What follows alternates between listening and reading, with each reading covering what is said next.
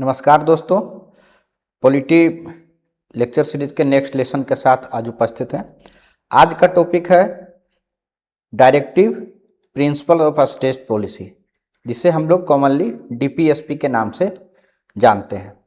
तो सबसे पहले जिस तरीके से फंडामेंटल राइट्स संविधान के भाग 3 में था, उसी तरीके से यह भी जान लेना जरूरी है कि डीपीएसपी संविधान के भाग 4 में इसको जो है रखा गया है। ठीक है, उसके साथ ही इसको यह भी एक फैक्चुअल डेटा आपको याद रखना है कि यह आयरिश जो कॉन्स्टिट्यूशन है वहाँ से लिया गया है। ठीक है, आयरिश कॉन्स्टिट्यूशन 1937 से इसको लिया गया है।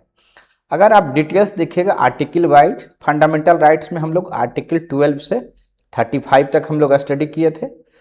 उसके नेक्स्ट जो भाग 4 है, भाग 3 हम लोग स्टडी किए थे। भाग 4 में आर्टिकल 36 से लेके 51 तक है। ठीक है, तो ये चीज़ें अब डीपीएसपी में हम लोग पढ़ेंगे। ठीक है, इसके बारे में ये इतना इम्पोर्टेंट है कि इसके बारे में एक जो फेमस स्कॉलर हैं ग्रैनविल ऑस्टिन, उनके द्वारा ये कहा गया कि जो डीपीएसपी है अलॉन्ग विथ फंडामेंटल राइट्स जो है ये संविधान का कॉन्साइंस है। ठीक है, आप समझ के देखिए कि ये किस तरीके से जो है इसको हाईलाइट किया गया इम्पोर्टेंस को।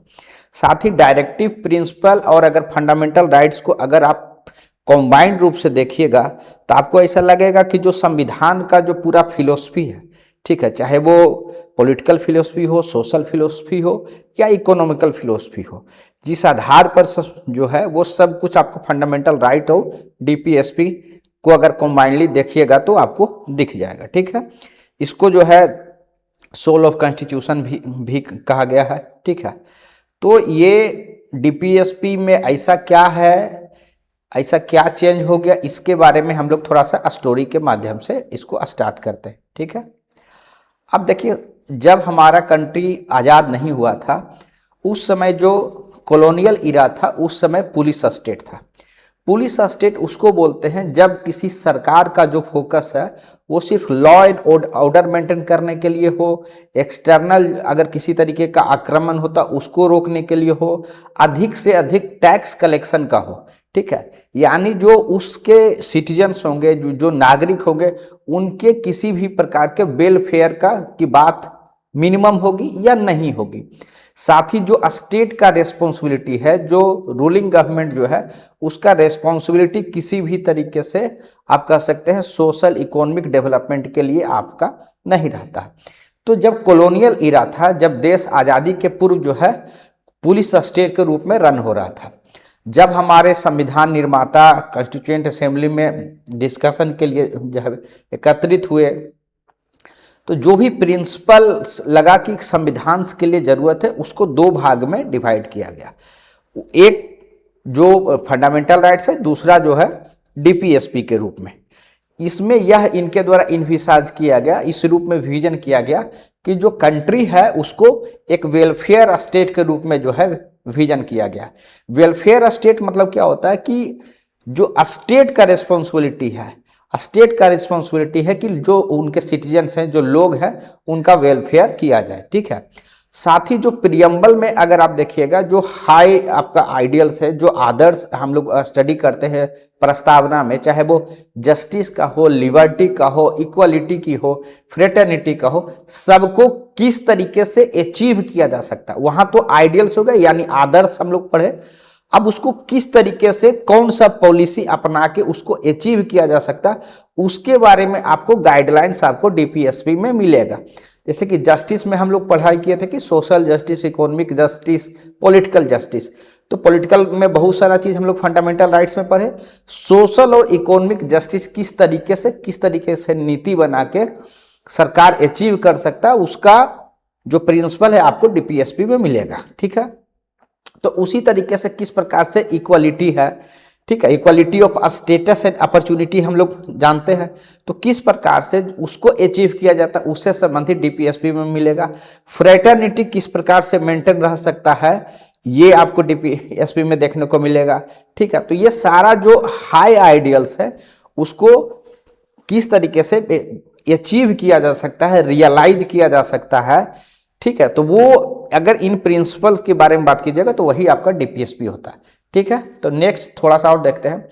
अगर आप उसके फीचर्स के बारे में अगर जानिएगा कि डायरेक्टिव प्रिंसिपल जो डीपीएसपी है, directive principle of state policy जो है, उसके बारे में थोड़ा सा हम लोग देखते हैं उसके विशेषता क्या है, फीचर्स क्या है।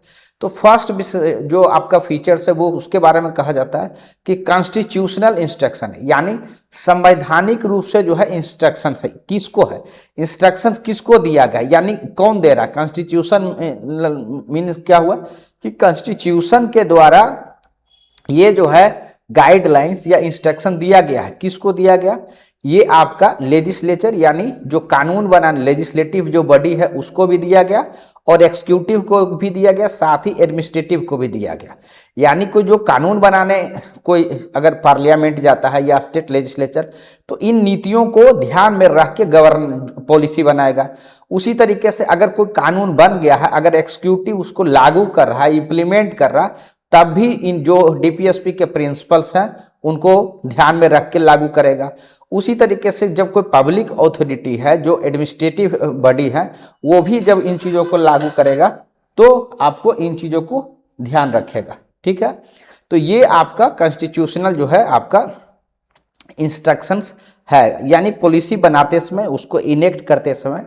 साथ ही एक और उसको कहा जाता है इंस्ट्रूमेंट ऑफ इंस्ट्रक्शन।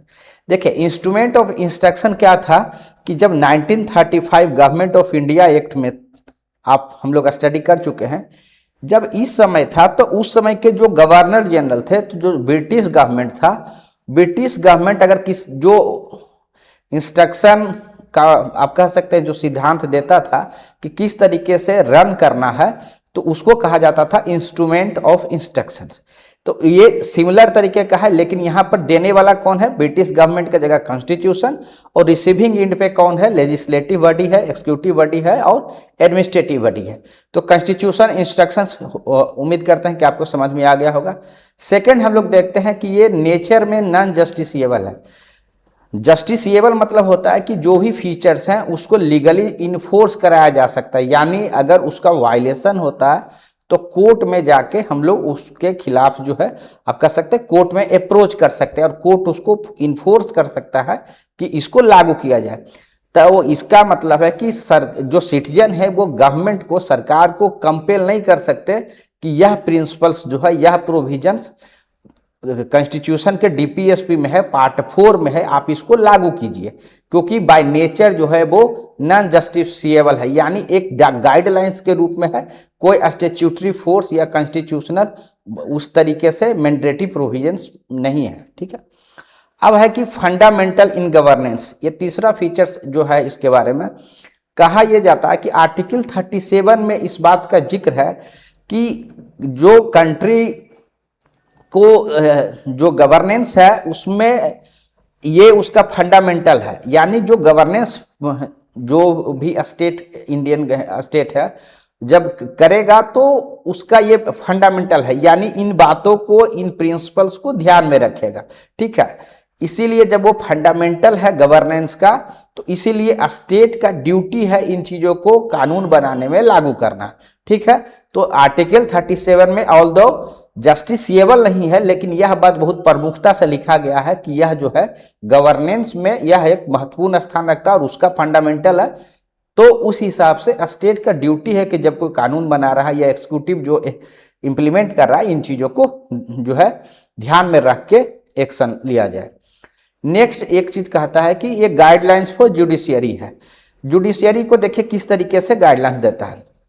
देख, जब कोई कानून जो है, जब सुप्रीम कोर्ट में इस आधार पर चैलेंज किया जाता है कि आर्टिकल 14 है, स्पेशली आर्टिकल 19 का वायलेशन किया जा रहा है, तो अगर एक्सप्लिसिट तरीके से नहीं है तो उसमें जो कोर्ट है उन बातों को ध्यान में रखता है। जब उसका कॉन्स्टिट्यूशनल वैलिडिटी अगर मेंटेन चेक हो रहा है कि यह कॉन्स्टिट्यूशनल है या अनकॉन्स्टिट्यूशनल है, तो वो देखता है कि क्या जो कानून बनाया गया है उसके माध्यम से क्या डीपीएसपी में जो प्रोविजंस है वो उसको लागू करने के लिए है या नहीं है। तो यानी इस प्रिंसिपल का वो यूज करता है किसी कानून को कॉन्स्टिट्यूशनल बनाने में या अनकॉन्स्टिट्यूशनल घोषित करने में। ठीक है, तो ये कोर्ट के लिए भी गाइडलाइंस हो गया।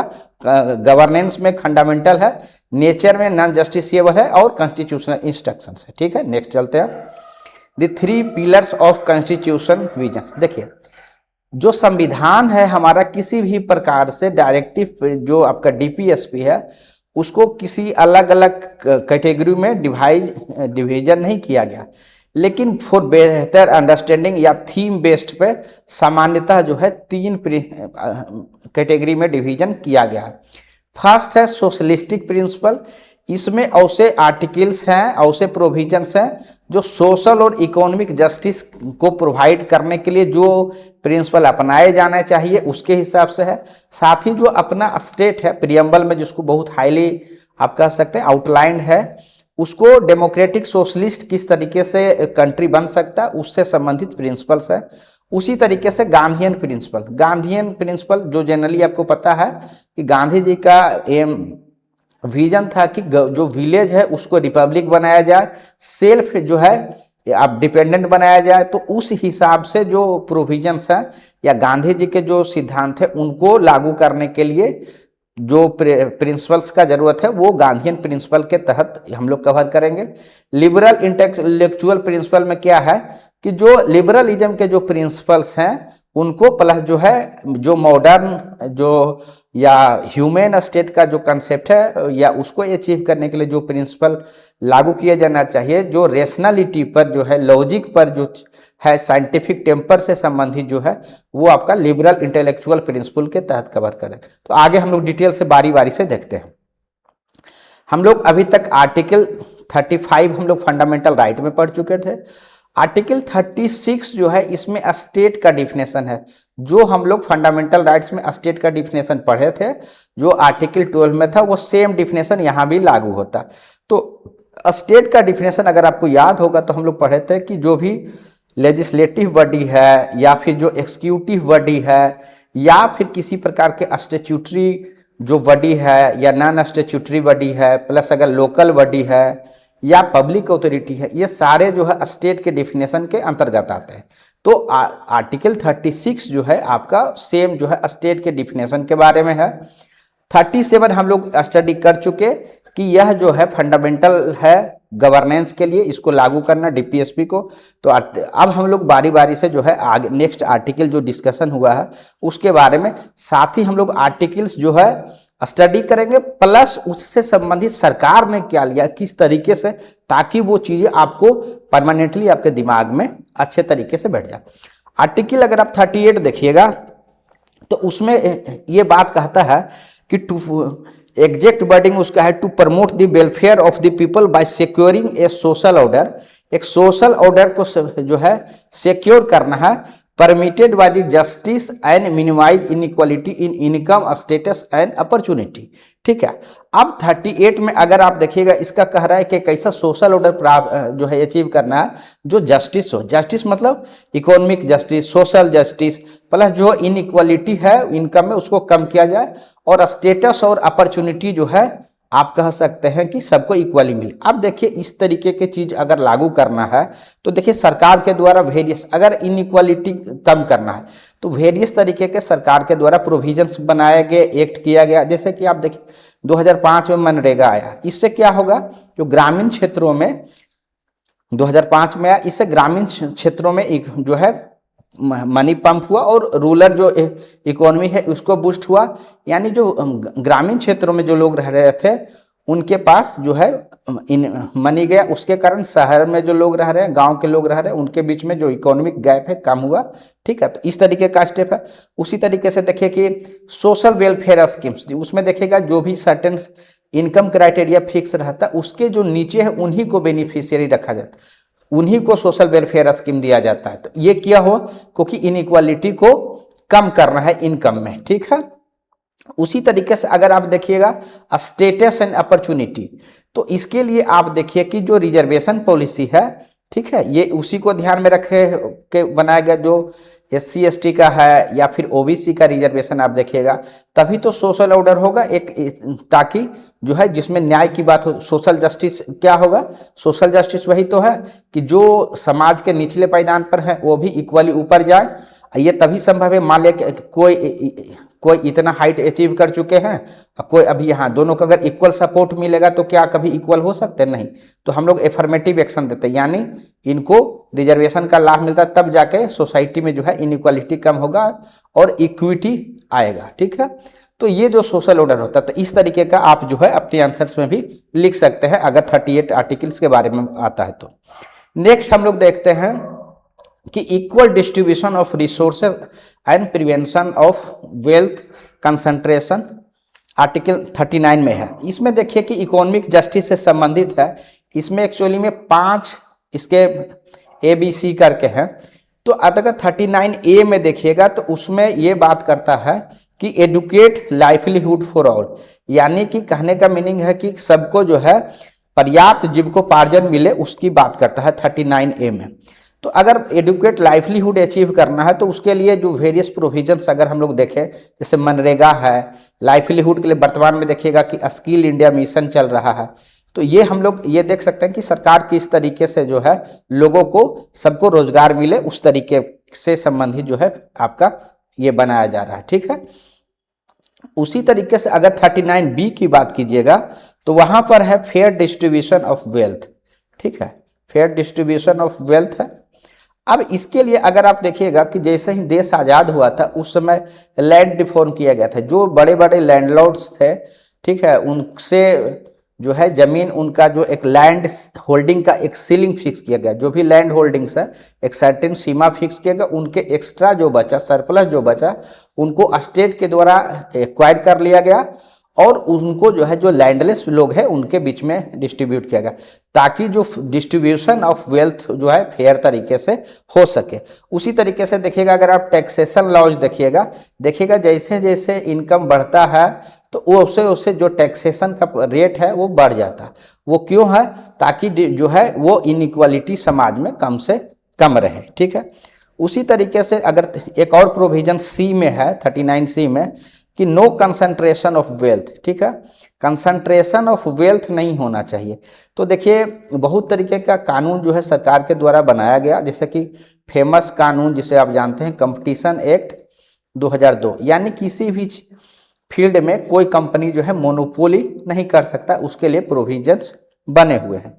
ठीक है, उसी तरीके से 39D में है equal pay for equal work. तो इसमें भी आप देखिए कि इक्वल रेम्यूनरेशन एक्ट जो है आपका बना हुआ है। ठीक है, 1976 का कोड ऑन वेजेज भी बना हुआ है कि किसको कितना वेतन मिलना चाहिए, उससे संबंधित उसमें जो है equal pay for equal work का भी कंसेप्ट है। उसी तरीके से अगर आप 39 अगर E की बात कीजिएगा तो वहां पर है प्रोटेक्शन ऑफ वर्कर्स चिल्ड्रेन। ठीक है, इसके प्रोटेक्शन की बात 39E में किया गया है। ठीक है, आपका जो है इसमें फिर आप ये है फैक्ट्री एक्ट। ठीक है, उसके बाद चाइल्ड लेवल प्रोहिबिशन एक्ट जो हम लोग फंडामेंटल राइट में पढ़ चुके हैं।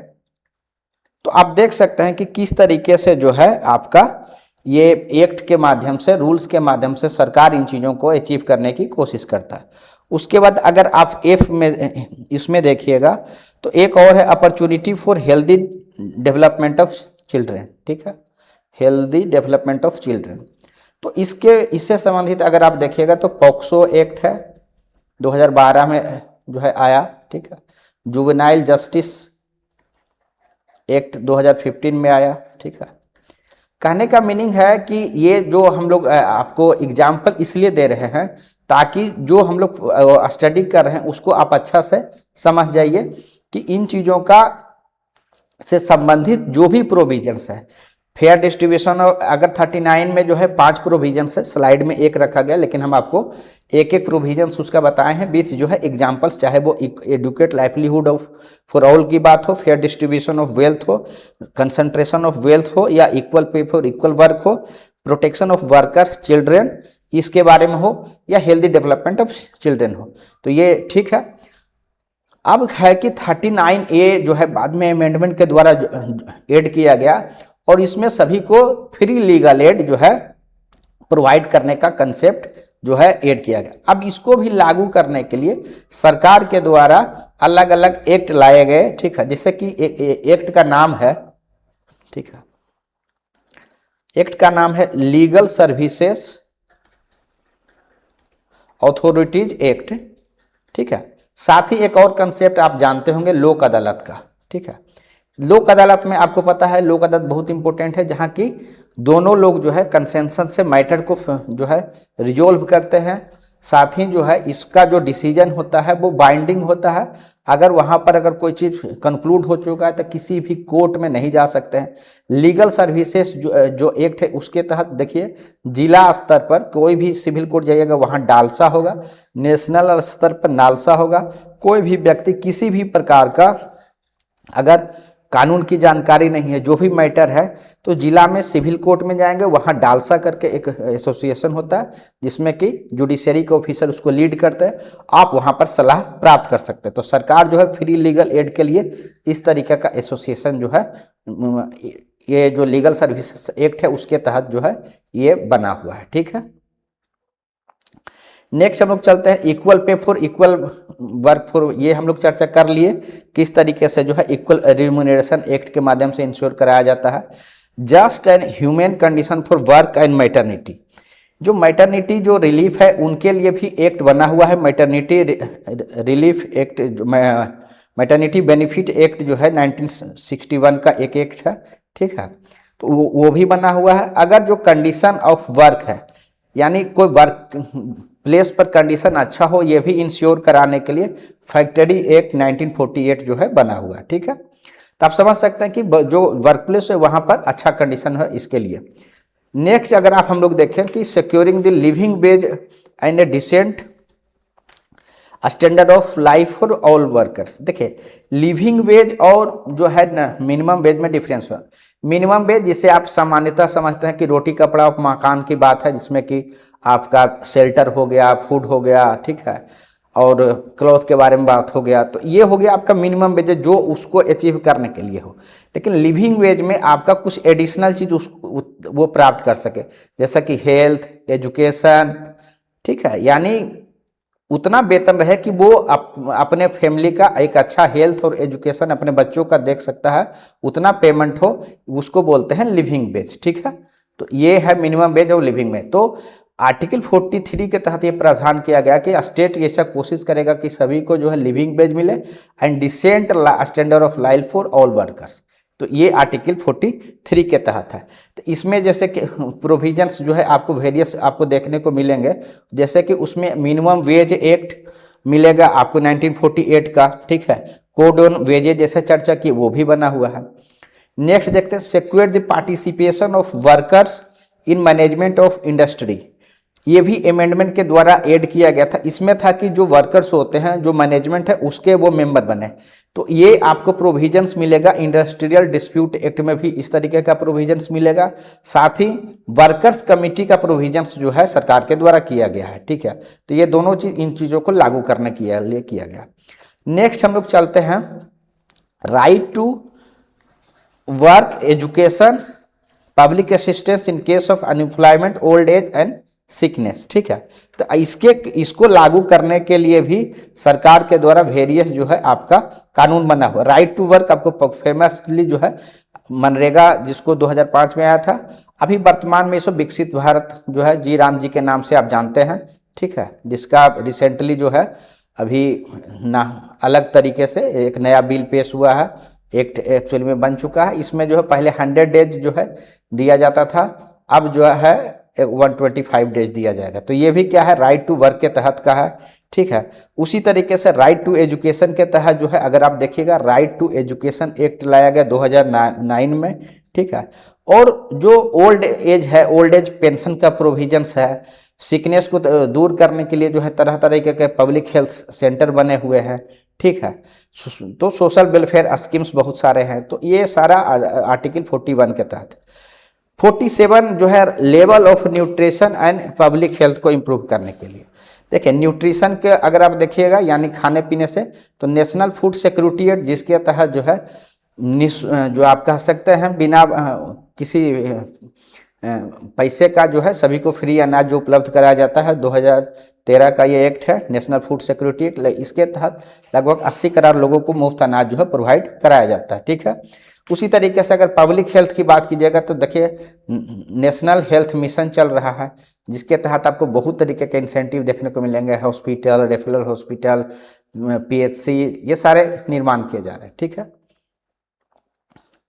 गांधीयन प्रिंसिपल्स की अगर आप बात कीजिएगा तो ठीक है, सबसे पहले जो है ग्रास रूट गवर्नमेंट, यानी कि जो सबसे जो बॉटम अप अप्रोच की बात अगर आप कीजिएगा तो वहाँ गांधी जी का सपना था कि जो है गांव जो है अपने आप में सेल्फ गवर्नमेंट बने, सेल्फ रिलायंस बने। तो इसके लिए अगर आप देखिएगा, इसको फुलफिल करने के लिए जो 73rd अमेंडमेंट हुआ, इसके माध्यम से आपका पंचायती राज का व्यवस्था किया गया। ठीक है, सेकेंड अगर आप देखिए पंचायती राज एक्ट भी बना। 43B में अगर आप देखिएगा तो यहाँ पर क्या किया गया है कि जो कोऑपरेटिव सोसाइटी है, ये भी एडिशन होके आया है कि कोऑपरेटिव सोसाइटी जो है 97th जो अमेंडमेंट के द्वारा इसको ऐड किया गया था कि कोई भी जो कोऑपरेटिव सोसाइटी है वो वॉलेंट्री तरीके से, यानी जो मेंबर उसके हो उनको कोई फोर्स नहीं किया जाए, वो स्वैच्छिक रूप से बने और वो उनका जो फंक्शनिंग हो वो ऑटोनोमस हो, यानी सरकार का किसी तरीके से इंटरफेरेंस नहीं हो, वो ऑटोनोमस तरीके से काम कर सके, डेमोक्रेटिक उसका फंक्शनल हो, प्लस प्रोफेशनल मैनेजमेंट हो। ये कंसेप्ट है कोऑपरेटिव सोसाइटी का। ठीक है, तो ये 43B में है। आप उसके लिए जो है कोऑपरेटिव सोसाइटी एक्ट भी बना हुआ है। ठीक है, उसके आगे हम लोग देखें आर्टिकल 43 में अगर देखें तो cottage industry on an individual और कोऑपरेटिव सोसाइटी की बात करता है। आपको पता है कि गांधी जी जो है कॉटेज इंडस्ट्री के बहुत समर्थक थे, तो इसीलिए उसमें जो है अभी आप देखिएगा खादी एंड विलेज इंडस्ट्री आपको देखने को बोर्ड मिलेगा। ठीक है, तो उसी तरीके से आपका हैंडलूम बोर्ड भी मिलेगा। तो ये सारे जो है आपका कॉटेज इंडस्ट्री को प्रमोट करते हैं। ठीक है, उसके बाद अगर आर्टिकल 46 अगर देखिएगा तो उसमें आपको देखने को मिलेगा कि जो educational and economic interest SC ST का है, अदर बिग सेक्शन का, उसको प्रमोट करना है। तो आपको पता है कि अगर इसके लिए SC ST के लिए बहुत तरीका का SC ST जो है प्रिवेंशन ऑफ एट्रोसिटी एक्ट आया हुआ है, रिजर्वेशन का आपका प्रोविजंस है। उसी तरीके से SC ST या OBC है उनको स्कॉलरशिप दिया जाता है, हॉस्टल का प्रोविजंस किया जाता है। तो ये किस लिए है, ताकि जो एजुकेशनल और जो इकोनॉमिक इंटरेस्ट है वो SC ST या जो भी वीकर सेक्शन है उनको प्रमोट किया जा सके। ठीक है, आर्टिकल 47 हम लोग जो है पूर्व में भी चर्चा कर चुके हैं। नहीं, ये आर्टिकल 47 में एक है कि prohibit the consumption of intoxicating drinks, यानी जो लीकर है और ड्रग्स जो है वो उसको गांधी जी जो है बहुत ही प्रोहिबिट करने के पक्ष में थे।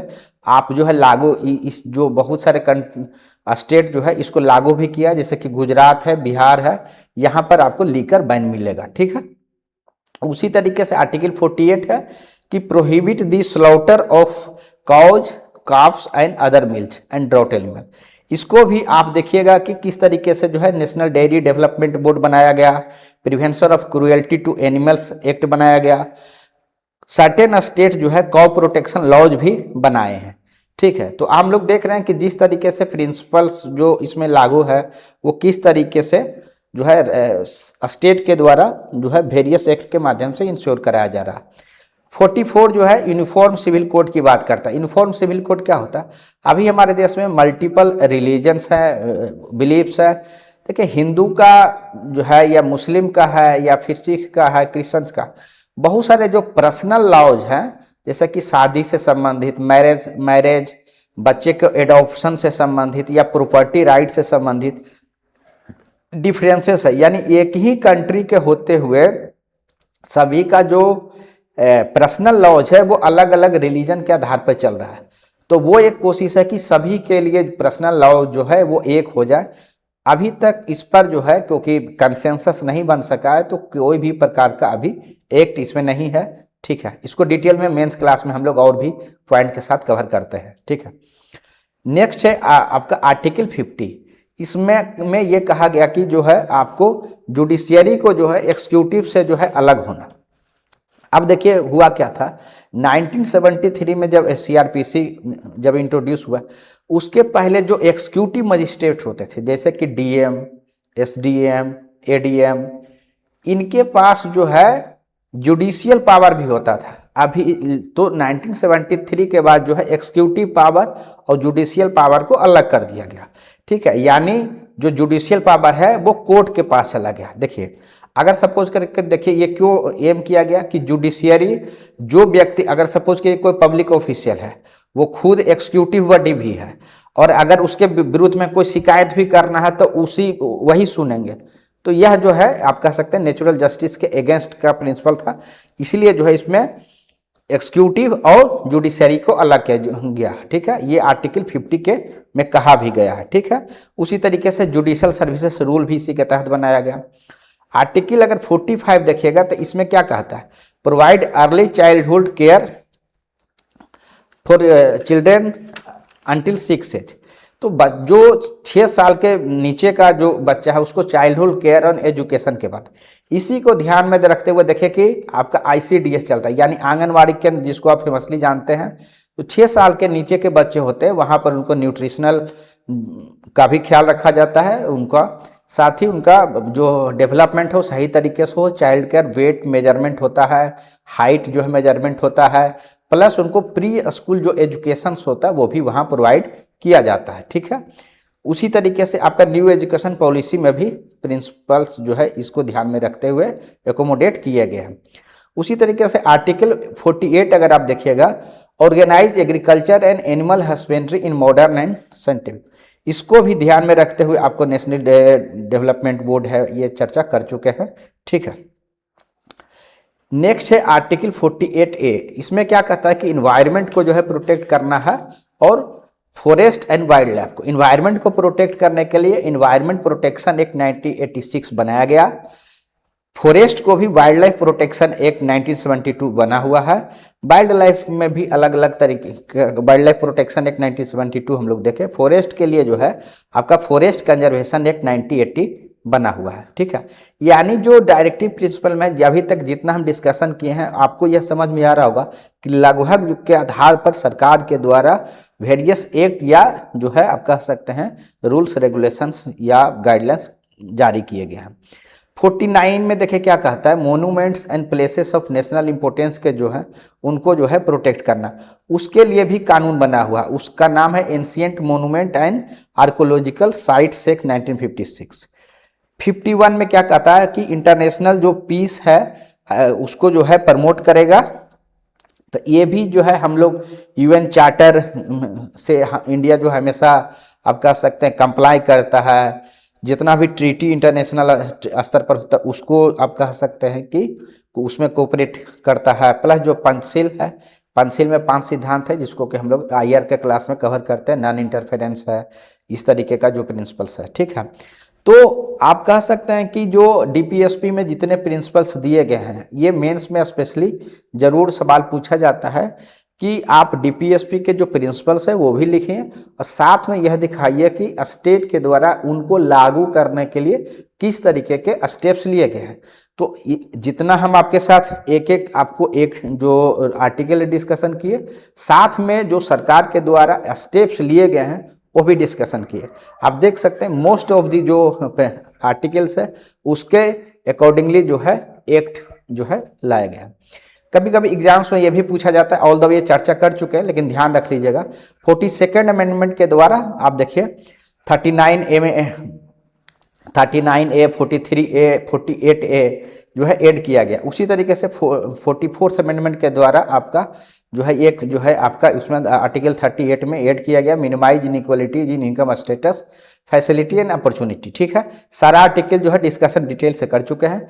86 अमेंडमेंट के द्वारा आपको पता है कि किस तरीके से जो है 6 साल से 14 साल के बच्चों को free and compulsory education provide किया गया, ठीक है। इसमें जो है 2 जगह अमेंडमेंट हुआ, पूर्व में फंडामेंटल राइट में भी चर्चा किए थे कि फंडामेंटल ड्यूटी में चेंज किया गया, साथ ही जो है आर्टिकल 45 में चेंज करना पड़ा। क्यों? क्योंकि अब सिर्फ 6 ईयर रह गया, पहले क्या था 14 ईयर्स तक था, क्योंकि 6 to 14 अभी क्या हो गया फंडामेंटल राइट में हो गया, ठीक है। 97 एक्ट में जो है कोऑपरेटिव सोसाइटी एक्ट के बारे में हम लोग स्टडी किए, ठीक है।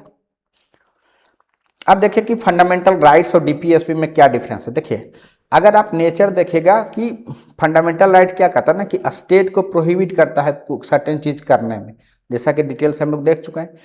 इसमें आप कहिए बाय नेचर जो है ये पॉजिटिव है, स्टेट को सर्टेन थिंग करने के लिए कहता है। जो भी प्रिंसिपल चर्चा किए देखिए कि वो प्रिंसिपल को अपनाना है। फंडामेंटल राइट्स में आप हम लोग हमेशा क्या चीज़ देखते थे कि प्रोहिबिट करता है, डिस्क्रिमिनेशन नहीं करेगा, प्रोहिबिट करता है, या सर्टेन जितना भी आर्टिकल्स हम डिस्कशन किए तो बाय नेचर आपको लगेगा कि स्टेट सर्टेन मतलब प्रोहिबिट कर रहा है। यहाँ पर क्या है, उसको रिक्वायर कर रहा है। तो आप बाय नेचर एक नेगेटिव इन नेचर हो गया, एक पॉजिटिव हो गया।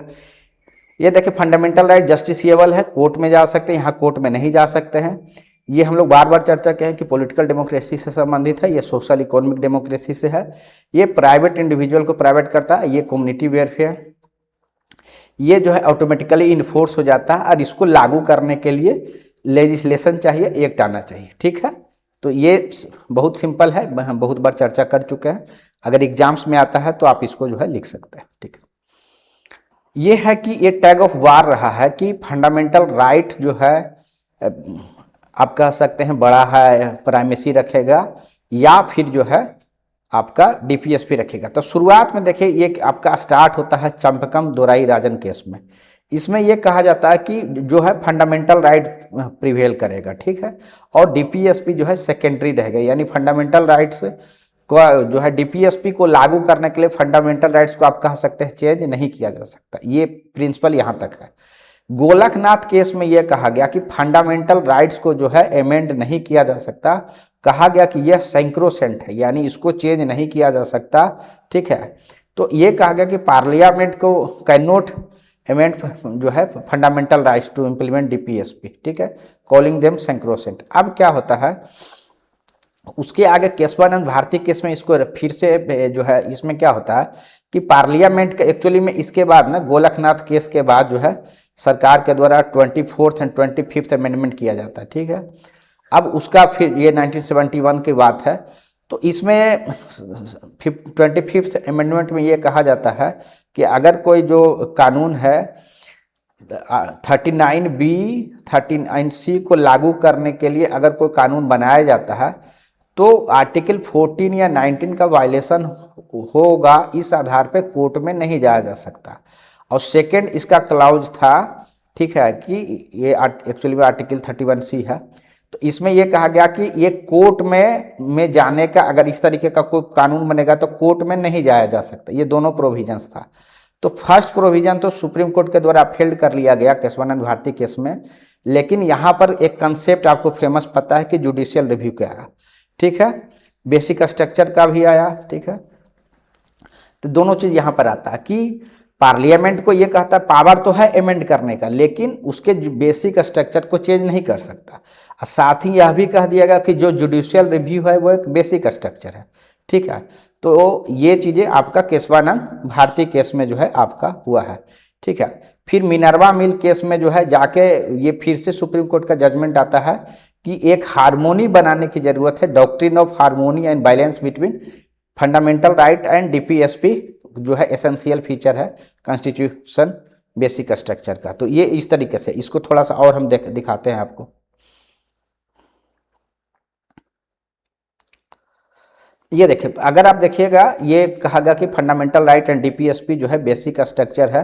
ठीक है, कहता है कि they are like two wheels on a chariot, एक ही चैरियट के जो है दो व्हील्स है, कोई एक दूसरे से कम नहीं है। ठीक है, तो अगर कहता है एक दूसरे का अगर हम प्राइमेसी देते हैं तो जो संविधान का जो हार्मोनी है वो डिस्टर्ब होगा। ठीक है, ये सारा बात जो है मिनर्वा मिल वाले केस में कहा गया। तो प्रेजेंट स्थिति ये है कि जो है फंडामेंटल राइट सुप्रीमेसी जो है इंजॉय करता है, लेकिन यह भी कहा जाता है कि अगर पार्लियामेंट जो है फंडामेंटल राइट को डीपीएसपी को अगर लागू करना है तो उस हिसाब से अमेंड कर सकता है, लेकिन ध्यान क्या रखेगा कि संविधान के बेसिक स्ट्रक्चर को जो है चेंज नहीं कर सकता, उसको डिस्ट्रॉय नहीं कर सकता। तो ये प्रेजेंट स्थिति जो है इसमें यही कहा गया था कि जो bedrock of balance between fundamental right and DPSP. तो ये बड़ा इंपॉर्टेंट लाइन है, बहुत बार जो है ये फंडामेंटल राइट एंड डीपीएसपी के बीच जो है क्वेश्चन आएगा। तो कंक्लूडिंग लाइन के लिए बहुत इंपॉर्टेंट लाइन है मिनर्वा मिल केस का, इसको जरूर ध्यान रखिएगा। ठीक है, ठीक है। अभी हम लोग जो स्टडी किया कि गवर्नमेंट के द्वारा किस तरीके से जो प्रिंसिपल्स जो है उसको किस तरीके से पॉलिसी में बनाया गया, ये हम लोग बहुत एग्जाम्पल्स देखे। उसमें कुछ और मोर एग्जाम्पल है कि सोशल इकोनॉमिक जो है प्लानिंग किया गया था। पूर्व में आपको पता है कि प्लानिंग कमीशन बनाया गया था, ठीक है, नीति आयोग बनाया गया था। क्यों उन चीज़ों को क्यों बनाया गया था कि जो भी एम है एक सोशल ऑर्डर बनाने से या जस्टिस प्राप्त करने का, इकोनॉमी कम करना, तो ये सारा जो है पहले जो है पूर्व में नेशनल जो आपका प्लानिंग कमीशन है के द्वारा किया जा रहा था। वर्तमान में नीति आयोग जो है एक थिंक टैंक के रूप में काम कर रहा। उसी तरीके से grass root democracy 73rd amendment चर्चा किए। एग्रेरियन रिफॉर्म जो हम लोग चर्चा किए, लैंड रिफॉर्म से जमींदारी को किस तरीके से एबोलिश किया गया, टेनेंसी को कैसे जो है सिक्योरिटी प्रोवाइड किया गया बाय टेनेंसी रिफॉर्म, ठीक है। तो लैंड सीलिंग पर किस तरीके से इम्पोज किया गया। जस्टिस के बारे में हम लोग चर्चा किए कि लीगल सर्विसेज एक्ट है जिसमें नालसा हम लोग स्टडी किए। इन्वायरमेंट प्रोटेक्शन के बारे में भी पढ़ चुके कि wildlife protection act 1972, forest conservation 1980। Labour rights के भी बारे में minimum wage act, factory age इत्यादि हम लोग स्टडी किए।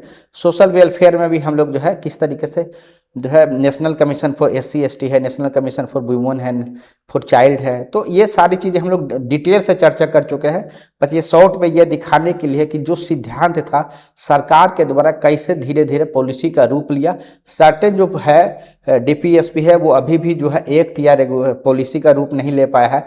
उसमें से वन ऑफ द मेजर है वो है UCC, जिसके बारे में एग्जाम्स में क्वेश्चन आपका आते रहता है। यूनिफॉर्म सिविल कोड जो है उसके बारे में एक अलग से क्लास लेंगे, जो मेंस का बहुत ही फेवरेट टॉपिक रहता है BPSC का। अब क्या होता है कि इसके क्रिटिक्स के बारे में जाने कि अगर इसमें कोई ये तो आइडियलिस्टिक बात है, बिना टीथ का जो क्रिटिसिज्म करते हैं उनके हिसाब से उस तरीके की बातें कही जाती है। तो इसमें जो सबसे निगेटिव है आप समझ भी सकते हैं कि कोई लीगल फोर्स नहीं है। क्यों? क्योंकि नॉन जस्टिसिएबल इन नेचर है, तो इसलिए जो है कोर्ट में नहीं जा सकते। तो कहता है लीगल फोर्स जब नहीं है तो उसका कोई वैल्यू नहीं है।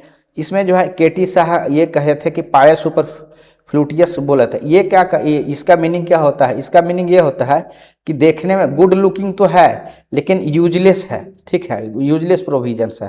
कहने का मतलब है कि जो आइडियल्स है वो बहुत ही नोबल एंड मोरल तो है लेकिन किसी भी प्रकार का रियल लीगल फोर्स नहीं है। तो ये कमेंट जो है आपका KT शाह का था। बोल रहा कि देखने में तो बहुत अच्छा है लेकिन जो प्रोविजंस है बहुत ही यूजलेस है। ये इस तरीके का स्टेटमेंट है। उसी तरीके से नसरुद्दीन के द्वारा ये कहा गया था कि जिस तरीके से नया साल में लोग रिजोल्यूशन लेते हैं ये उसी तरीके का रिजोल्यूशन टाइप से है कि जो एग्जिस्ट आपका जैसे किस तरीके से न्यू रिजोल्यूशन ईयर का लोग लेते हैं लेकिन बहुत जल्दी उस चीज़ को भूल जाते हैं। नॉर्मल जो चलते रहता है उसी तरीके से अपना दिनचर्या चलाते हैं। तो वो उसी सेंस में इसको कहा गया। सेकंड है कि इलॉजिकलियर है, जो कहा गया कि जो प्रोविजंस जो बनाए गए हैं आर्टिकल्स जो है वो एक जो संबंधित है लगातार अच्छे तरीके से अरेंज नहीं है, ठीक है, वो है उसके। इसलिए एक कहा गया कि जो TT कृष्णामाचार्य है उनके द्वारा veritable dustbin of sentiment, veritable dustbin बोलते हैं कि ये सही में एक जो आप कह सकते हैं एरियल डंपिंग ग्राउंड के रूप में जो सेंटीमेंट्स है उसका एक तरीके से डंपिंग ग्राउंड के रूप में उसको कहते हैं कि यह DPSP उसी का है कि जो भी सेंटीमेंट है उसको जाके वहाँ डंप कर दिया गया है। अब है कि सर आइवर जोनिंग्स जो है वो भी जो फेमस है स्कॉलर, उनका कहना है कि इसमें किसी भी प्रकार का कंसिस्टेंट जो है फिलोसफी नहीं दिखता है। तीसरा इसका निगेटिव है कि कंजर्वेटिव है, ठीक है। ये कहा जाता है कि यह जो है जो 19वीं सेंचुरी का जो सोशलिज्म था उसके बारे में है, बात करता है, ठीक है। कॉन्स्टिट्यूशनल कॉन्फ्लिक्ट भी पैदा करता है, ये जो है ये भी निगेटिव में आता है। जैसे इसमें ये कहा गया कि सेंटर और स्टेट के बीच में भी कॉन्फ्लिक्ट हो सकता है। जैसे ये कहा गया कि अगर कोई स्टेट अगर DPSP को लागू नहीं करता है तो स्टेट हो उसको डिसमिस कर सकता है। तो इसके कारण सेंटर और स्टेट का जो है आप कह सकते हैं कॉन्फ्लिक्ट बढ़ सकता है। उसी तरीके से president and prime minister, CM and governor, ये कैसे होगा? सपोज किया जाए कि प्राइम मिनिस्टर के द्वारा यानी उनके संसद के द्वारा कोई कानून बनाया जाता है, अब प्रेसिडेंट उसको ये कह के वापस करते हैं या वो कह के वापस करते हैं कि ये जो प्रिंसिपल है वो DPSP का जो प्रिंसिपल है उसको एकोमोडेट नहीं करता या उसके अगेंस्ट है, तो ये वहाँ पर कॉन्फ्लिक्ट पैदा कर सकता है। उसी तरीके से CM और गवर्नर के बीच कर सकता है। तो ये चीज़ें हैं। तो ये 4 निगेटिव आप ध्यान रखिएगा, इनकेस मेंस में पूछा जाए आता है सवाल तो आप लिख सकते हैं। एक है कि इसके फायदे क्या क्या हैं, पॉजिटिव क्या क्या हैं। तो ये आप कह सकते हैं जो फिलोसफी है वो बताता है, स्पेशली जो सोशल डेमोक्रेसी, इकोनॉमिक डेमोक्रेसी के के बारे में जो है उसके बारे में बताता है। बहुत सारे प्रोविजंस पूर्व में चर्चा की, आप समझ सकते हैं। गाइड फॉर गवर्नेंस, इस पॉइंट को बहुत अच्छे से चर्चा किए हैं। इंस्ट्रूमेंट ऑफ इंस्ट्रक्शन भी चर्चा कर चुके हैं, ठीक है। तो इससे ये पता चलता है कि अगर कोई सरकार, आज कोई पार्टी सरकार में है, कल कोई नहीं रहेगा, कोई दूसरा भी है, अगर इसी सेम प्रिंसिपल के तहत अगर अगर सरकार का जो नीति बनेगा तो सिमिलर नीति रहेगा, यानी कि जो नीति में जो है आपका स्टेबिलिटी रहेगा अगर डीपीएसपी को फॉलो किया जाता है, क्योंकि गाइडलाइंस जो है वो सेम है। उसी तरीके से जुडिशियरी को हम लोग बताए थे कि किस तरीके से जुडिशियरी जो है कोई कानून जो है कॉन्स्टिट्यूशनल है या नहीं है उसको डिसाइड करने के लिए भी यूज डीपीएसपी प्रिंसिपल का करता है, स्पेशली जब जब वायलेशन आर्टिकल 14 का या 19 का है या नहीं है उसको देखने के लिए। उसी हिसाब से कि जो सरकार है, जो गवर्नमेंट है, वो उसका परफॉर्मेंस कैसा है उसके मेजर करने का भी यार्डस्टिक है। नहीं अगर परफॉर्मेंस डीपीएसपी के अनुसार रहेगा तो जो अपोजिशन पार्टियां हैं वो मीडिया में ला सकती है, क्रिटिसाइज कर सकती है, साथ ही जो वोटर्स हैं वो नेक्स्ट इलेक्शन में वो जो गवर्नमेंट है उसको आप कह सकते हैं कि हरा सकती है। तो ये आप समझ सकते हैं कि जो है उस तरीके से इसका इम्पोर्टेंस।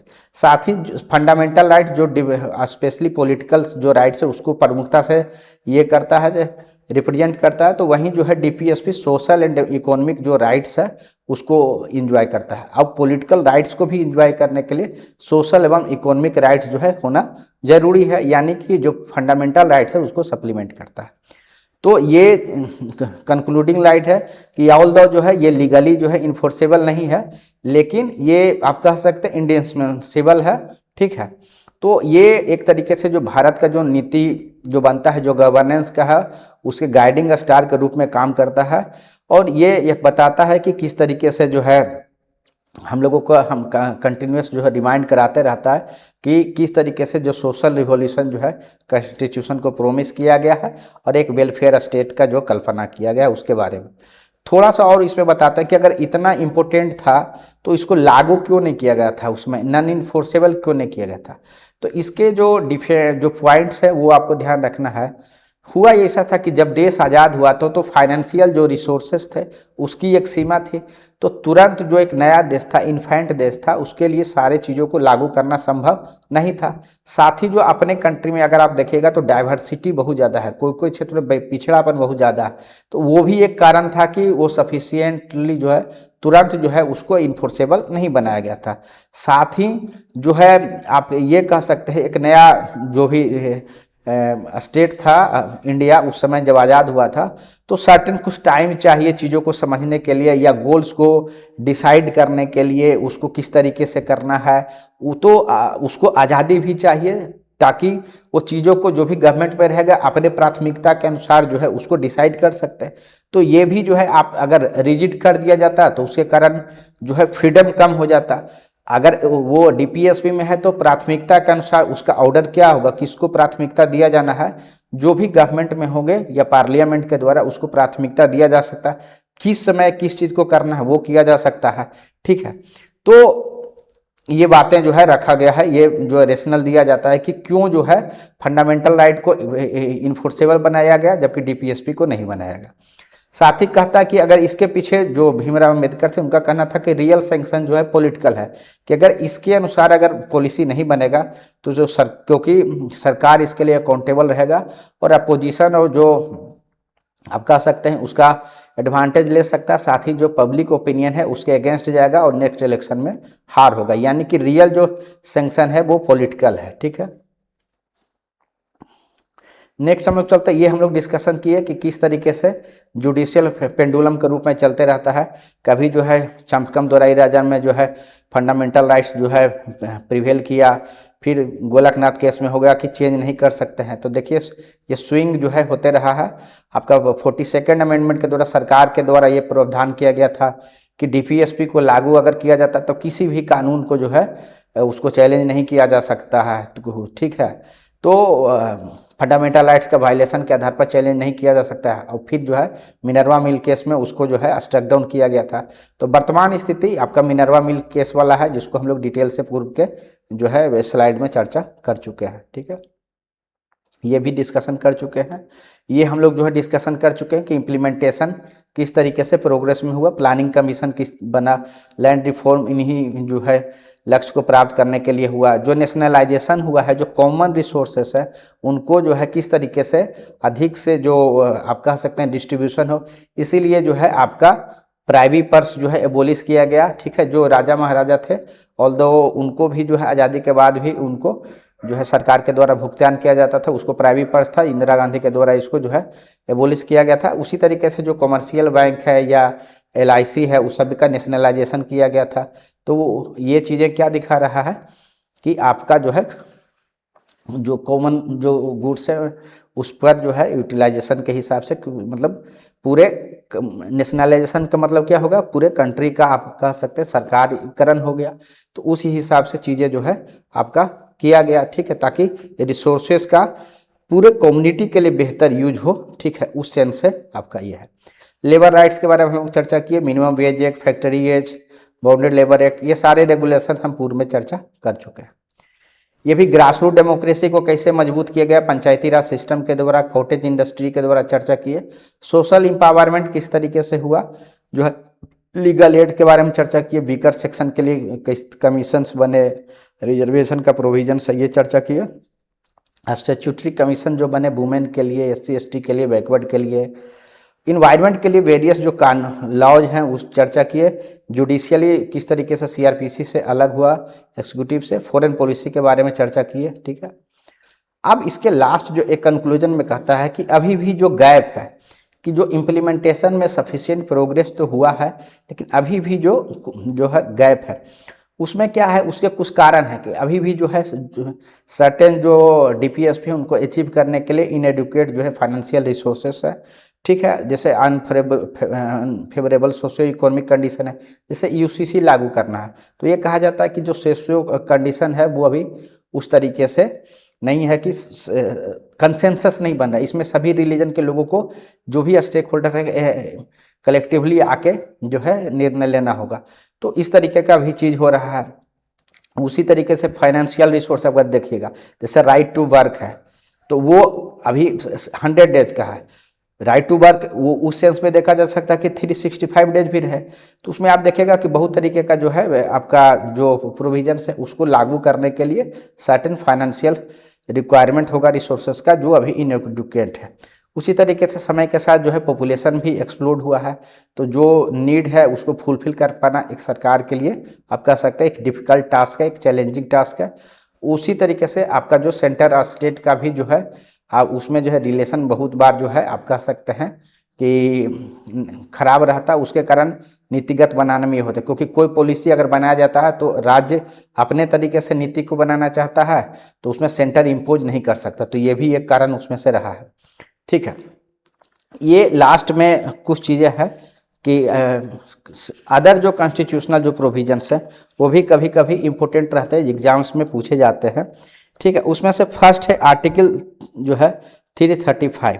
इसमें ये कहता है कि SC ST जो है उसका क्लेम्स को सर्विसेज में जो है प्रमोट करना चाहिए। ठीक है, उस तरीके से प्रमोट होना चाहिए कि जो एडमिनिस्ट्रेशन का इफ़िशियंसी है वो जो है डिस्टर्ब नहीं हो। ठीक है, तो यानी कोई भी सर्विसेज है या पोस्ट है, ठीक है, पोस्ट यानी हर पोस्ट पे जो है आप कह सकते हैं SC ST या सर्विसेज में होना चाहिए।